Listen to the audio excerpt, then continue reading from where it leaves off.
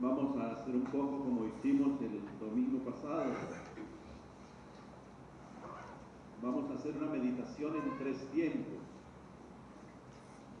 tomando pues cada una de las lecturas.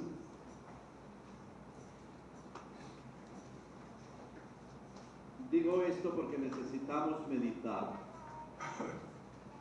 Yo creo que todos venimos muy cargados con todos los acontecimientos que se están dando en el mundo y particularmente en el país. Tenemos demasiadas incógnitas, tenemos muchas luchas internas, tenemos muchas incertidumbres y temores, pero también porque la vida es vida, gracias a Dios, seguimos teniendo alegría, amistad, deseo de luchar, deseo de vivir, deseo de abrir caminos. Y por eso es importante que el espíritu pueda llegar por encima de las urgencias sociológicas que nos están cercando. Tener, digamos así, como un descanso en la palabra de Dios. Y la primera cosa que se nos presenta, el primer punto de meditación sería la primera lectura. No podemos dejar pasar la palabra así tan rápido. La primera lectura nos dice, busquen al Señor mientras lo pueden encontrar. Invóquenlo mientras está cerca. Entonces, pongámonos en búsqueda. Todos los que estamos aquí, pues estamos en ello de alguna manera, indudablemente. Pero hoy la palabra nos insiste en profundizar. Búsquenlo mientras se pueden encontrar, invóquenlo mientras está cerca. Que el malvado abandone su camino y el criminal sus planes. Que regrese al Señor y Él tendrá piedad a nuestro Dios que es rico en perdón. Nosotros tenemos que llegar a una convicción muy profunda que no nos va a dar soluciones inmediatas. Esto es un proceso espiritual, esto es un proceso de conversión. Que nosotros los que por dicha estamos practicando nuestra fe, tenemos el protagonismo inmediato. Yo puedo ponerme a buscar al Señor y suplicar profundamente, pero me voy a encontrar con una sorpresa en esa búsqueda. Mis pensamientos no son los pensamientos de ustedes. Sus caminos no son mis caminos, dice el Señor, porque así como ventajan los cielos a la tierra, así aventajan mis caminos a los de ustedes y mis pensamientos a sus pensamientos. Cuando yo empiece a buscar a Dios, me voy a encontrar con muchas sorpresas. Y es que Dios no responde siempre como yo espero, o no en el tiempo que yo lo desearía, o no con la urgencia que yo tengo.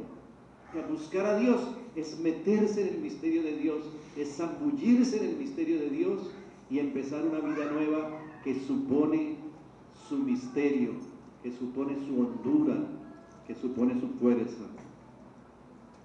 Indudablemente hay un silencio sobre Dios en la humanidad, pero para el que busca y acepta a Dios, hay también otro silencio. El Dios verdadero no tiene por qué corresponder a nuestras expectativas.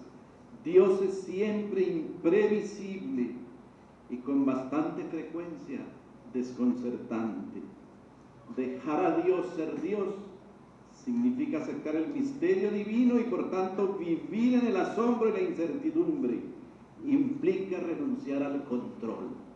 Y esto es espiritualidad. Es meterse en la vida de Dios.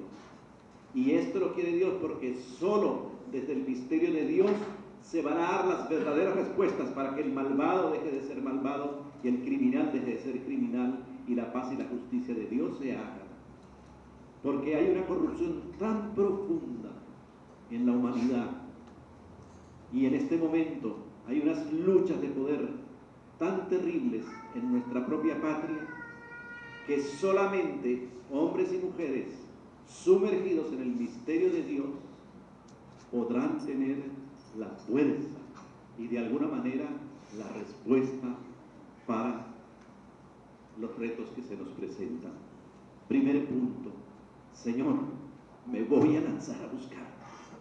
No simplemente superficialmente, me lanzo a buscarte.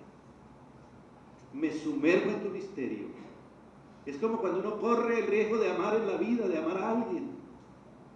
Los que han amado, los que han tenido la pasión para llegar a un compromiso emocional, afectivo con otra persona para compartir la vida. Es un riesgo, es un lanzarte, solo que aquí el riesgo tiene siempre un desenlace positivo. El misterio de Dios es siempre benéfico, siempre favorable al ser humano. Ojalá hay niños aquí, hay jovencitos también que me escuchen, les digan, dentro de tantas búsquedas que tienen ahorita, busquen a Dios y díganle, Señor, te quiero buscar. Señor, quiero ser un niño, una niña, un joven, una joven tuya. Porque nosotros los que ya tenemos ciertas decenas acumuladas, como quien dice, llegamos al llegadero. No en un sentido negativo lo estoy diciendo, sino prácticamente si somos un poco lúcidos, esa es. Pero la mente juvenil tiene demasiadas solicitudes, demasiadas locuras que se le ofrecen. Entonces, qué bello que hoy digas, te voy a buscar, Señor. El segundo punto de meditación sería el del Evangelio, la página evangélica que curiosamente hoy sería el día de San Mateo, litúrgicamente no se celebra. Aquel cobrador de impuestos es el que nos da esta preciosa página de el reino se parece a un propietario que salió a buscar contratar trabajadores para la viña. E indudablemente ni siquiera se necesita parafrasear demasiado para entender lo que se narra. Simplemente fue tremendo el hecho de que los que habían trabajado todo el día se hubieran quedado con el mismo pago que los que fueron llamados a última hora. Voy a permitirme leer el comentario que hace Shekel en su Biblia, porque está muy bueno. Las relaciones con Dios que establecía el legalismo en la época de Jesús eran de paga, en razón de los méritos que se tenían. La enseñanza incansable de Jesús era, por el contrario, que las relaciones con el Dios que es Padre se establecían por amor y no por méritos frente a la ley. Con Jesús quedaba bien definido el comportamiento de Dios con el ser humano. Dios no se fijaría en méritos, sino en necesidad. Quien necesita de su amor, lo tendría, no quien lo mereciera. No tenemos que merecernos el amor de Dios, se nos da. Como el dueño de la viña y por libre iniciativa de su gracia, Dios regala a sus hijos e hijas una recompensa que no guarda proporción con la duración del trabajo. Tal es la respuesta de Jesús a los espíritus legalistas que veían con malos ojos su trato amistoso con recaudadores de impuestos y pecadores. La parábola muestra que se trata de un don, un regalo inmerecido y que es igual para todos. Así es Dios de bueno con nosotros. Esto introduce en nuestra meditación una palabra poco usada, pero que la vamos a decir y la vamos a incorporar: gratuidad. La vida es gratuidad. Dice que cuando San Ignacio fundó la compañía, en aquellos tiempos recios de la iglesia, Santa Teresa decía, era contemporánea, en estos tiempos recios son menester amigos fuertes de Dios. En estos tiempos de Venezuela, lo que necesita Venezuela es amigos fuertes de Dios. Gente que te metía en la pomada, en el misterio de Dios. Gente que esté abierta. Y una de las características que tuvieron los jesuitas, porque de los escándalos que había en la iglesia en su tiempo, era que se había mercantilizado demasiado el ministerio, la vida sacerdotal y religiosa. Y entonces ellos comprendieron que lo gratuito del ministerio apostólico hacía que tuviera la fuerza y la incidencia del Espíritu. Eso es lo mismo, hermanos. Esta parábola de hoy nos está diciendo a nosotros que hemos recibido de Dios gratuitamente todo. Yo no tengo que hacer nada para merecérmelo. Él se me da profundamente.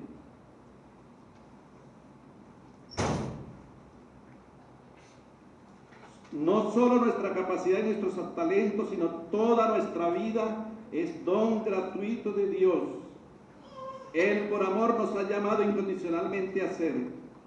Esta prioridad del amor divino es la base de nuestra existencia.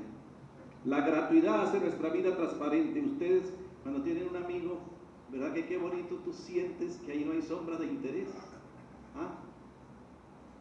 Qué rico es cuando se tiene un amigo, una persona en la que se confía y en la que hay una transparencia y en la que hay un fluir de la relación. Ese es nuestro gran amigo Dios. Él te quiere, Él te ama, y esa es la segunda cosa que hoy tenemos que meditar. Dios me ama profundamente. Es liberador que nuestro ministerio y nuestra fe no estén ansiosos de resultados. Vivir la vida con espíritu de gratuidad responde a un deseo profundo del corazón humano. En una sociedad en que todo se dirige de modo implacable hacia el éxito y que solo se preocupa por el individuo en la medida en que éste es rentable, sigue existiendo en cada uno de nosotros una fuerte necesidad de ser apreciados por lo que somos, no solo por los que logramos. La gratuidad de nuestro ser sigue estando viva en nosotros, con un profundo anhelo que no puede ser satisfecho solo por los éxitos, por muy brillantes que sean. A veces nuestra sociedad es implacable con aquel que fracasa, y nosotros a los mismos niños, el éxito, el éxito, el éxito, el llegar, el subir, el encaramarse, el estar. Y aunque la lucha de la vida supone todo esto, porque todos tenemos que luchar y mantenernos y lograr cosas, no es el sentido profundo de la existencia. El sentido profundo de la existencia está en el Evangelio de hoy. Los últimos serán los primeros. Basta que esos últimos abran el corazón a Dios. Nuestra sociedad aplaude a quienes alcanzan un gran éxito, especialmente cuando comenzaron desde abajo, pero al mismo tiempo es implacable para quienes, de acuerdo con sus criterios, no lo han logrado. Idolatrar los logros como cualquier forma de idolatría es deshumanizador. Es importantísimo entonces que nosotros descansemos en la gratuidad de Dios. La gratuidad no solo muestra que nuestra vida humana es un don gratuito, sino que también nos revela que Dios es generoso hasta el punto de entregarse incluso a sí mismo. Dos cosas: búsqueda de Dios, gratuidad de mi existencia. Piensen en este momento en todo lo que Dios te ha dado. Piensen, aún con todo lo que estamos viviendo, en todo lo que tienen, en todo lo que somos, en todo lo que podemos. Las naciones se alzan con hombres y mujeres que creen esto profundamente. Qué ricos somos. Muchos, y me incluyo yo dolorosamente, nos quejamos fuertemente y a veces lastimeramente y con razón, pero también a veces con pesimismo. Se arruinó el país, está para abajo. Ojo con eso, ojo con eso. La riqueza somos nosotros. El salario de Dios somos nosotros. La vida de la patria somos nosotros. Nuestros niños, nuestros jóvenes, nuestros adultos, nuestros ancianos, pero con tal de que creamos en la gratuidad de Dios, el Dios que se da. Fíjense que llevamos dos polos en la meditación. Primero, buscar a Dios en el misterio, pero sabiendo que Él es imprevisible. Él nos sumerge en su misterio. Pero luego, buscar a Dios en la gratuidad, sabiendo que mi vida tiene un sentido y que Él se me da libremente y me hace libre internamente. Tercero y último punto de meditación, San Pablo. Hermanos, ya sea por mi vida, ya sea por mi muerte, Cristo será glorificado en mí. En estos tiempos en que dolorosamente en la humanidad se pierden tantas vidas por la ambición de los hombres, por la violencia, en que vida y muerte se nos convierten en un dolor y un misterio terribles. Necesitamos hombres y mujeres que se hayan cuadrado ante el misterio de la vida y de la muerte, como se cuadró Pablo. Yo recuerdo, y perdonen lo anecdótico, cuando yo tenía 16 años, ya estaba en la Facultad de Medicina, pero alguien me dejó un librito de San Alfonso María de Ligorio. No lo recomiendo porque, no es que no lo recomiende, quiero decir, es un lenguaje un poco antiguo y muy fuerte, muy truculento. Y el libro se llamaba Preparación para la muerte. Y recuerden que nosotros la muerte es el fantasma que no cuenta. De esa niña no hablamos. A ella lejitos. Cuando yo me leí ese libro y San Alfonso decía que te imaginaras muerto, porque un día te iba a llegar, era lo más seguro que tenía. Y yo hice la composición del lugar y me di cuenta que yo iba a morir. Algún día todo se relativizó. Todo mi horizonte de vida cambió. Absolutamente. Eso es lo que me tiene aquí. Porque todo lo demás que pudiera lograr en la vida era relativo, absolutamente relativo. Claro, Dios se metió en mi vida.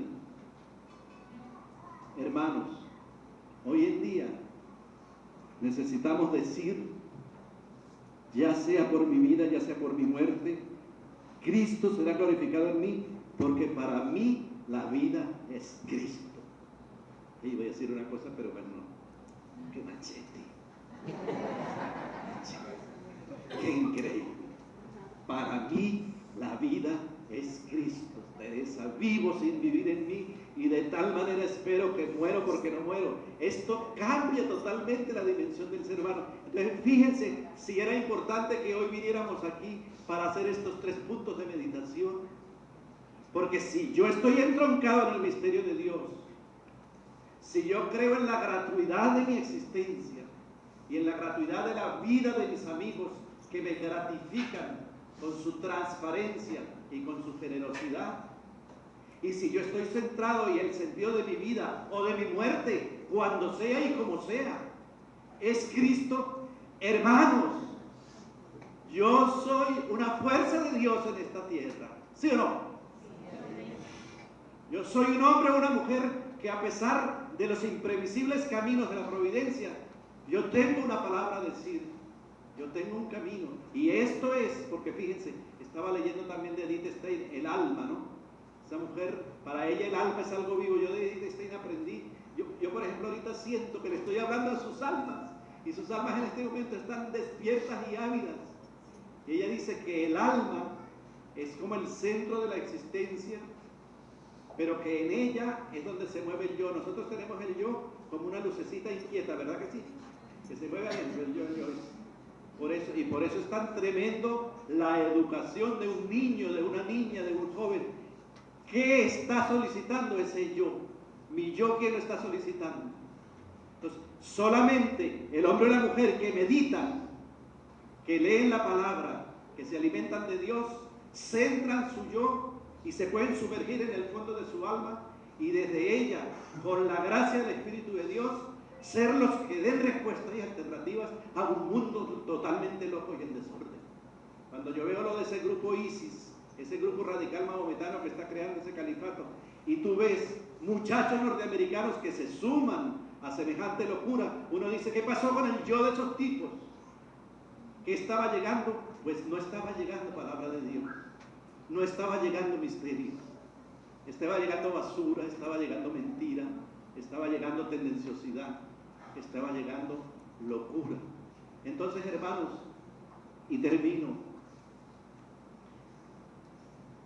qué importante es nuestra vida, qué riqueza se nos ha dado, qué maravilla que sigamos viviendo, qué grande que Venezuela tenga la riqueza de tenernos a nosotros, qué grande que pensamos, qué grande que vivimos, qué grande que podemos leer y escuchar la palabra, qué grande que podemos orar, qué grande que podemos decirle no a la mentira, no a la maldad y no a la injusticia. Por eso San Pablo tenía esa lucha. No sé si continuar viviendo en este mundo porque me permite trabajar con fruto. Yo no sabría qué elegir. Me hacen fuerza ambas cosas, dice San Pablo. Qué chévere. Me hacen fuerza las dos, pero eso crea dinamismo, es un ejercicio espiritual. Así tendríamos que vivir. Así tendríamos que hacer. Ánimo, ánimo. Porque sí, Señor, cuando San Pablo se despide en esta carta, dice, después de que dice, con Cristo me gustaría irme, pero por la otra permanezco en vida, porque es necesario para ustedes, por lo que a ustedes toca, lleven una vida digna del Evangelio de Cristo. Ánimo, tratemos de vivir el Evangelio con toda nuestra fuerza, no simplemente como una doctrina, ni como un hito semanal que se da solamente en la misa. No, no, no. Meterme, sumergirme en la palabra, buscar, amar, luchar, y reverdecerá la esperanza. Va a reverdecer la esperanza si nosotros desde la fe seguimos el camino del Evangelio de Jesucristo. Vivo sin vivir en mí, y de tal manera espero que muero porque no muero. Pero mientras no muero, lucho aquí, en el nombre del Señor. Dios les bendiga.